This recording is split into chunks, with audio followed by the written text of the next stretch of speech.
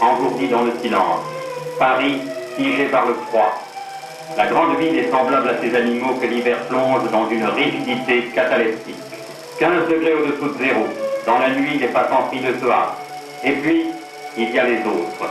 Les sans-logis, tous ceux que la misère réduit à dormir dehors. Tous ceux pour lesquels vient de s'élever la voix de l'abbé Pierre. Il fait froid, et nous avons chaud.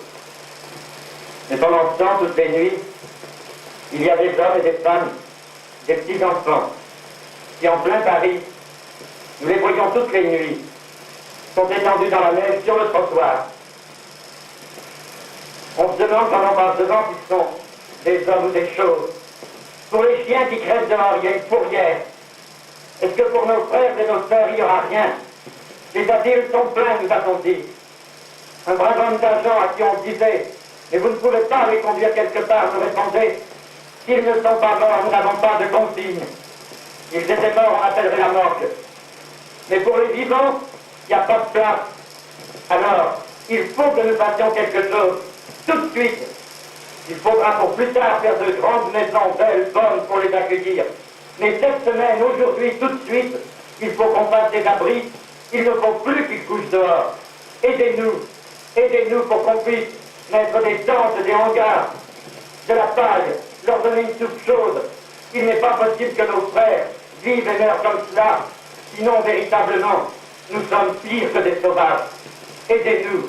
Et merci du fond du cœur, vous qui pouvez choyer vos petits-enfants, pensez aux autres. Ils ont un cœur de papa et de maman. Ils ont un cœur d'homme et de femme. Comme vous, comme moi.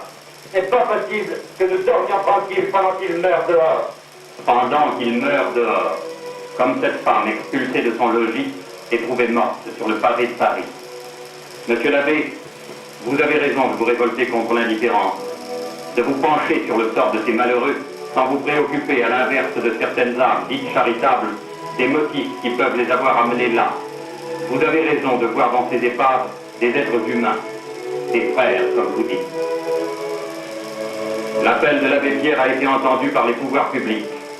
L'esprit de solidarité qui n'était qu'engourdi a aussitôt joué en faveur des déshérités. Des ordres officiels ont été donnés pour que tous les sans-logis soient conduits dans des abris d'urgence.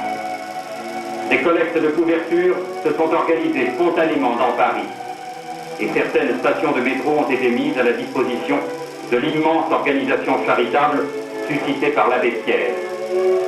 Quant aux promoteurs de cette campagne, ils continuent à prêcher d'exemple, apportant chaque nuit à ses protégés tout le réconfort qu'il est en son pouvoir de donner. Ainsi, Saint Vincent de Paul courait les rues de Paris la nuit, sous la neige et la pluie, à la recherche des enfants abandonnés, et les malfaiteurs eux-mêmes tombaient à ses genoux pour implorer sa bénédiction.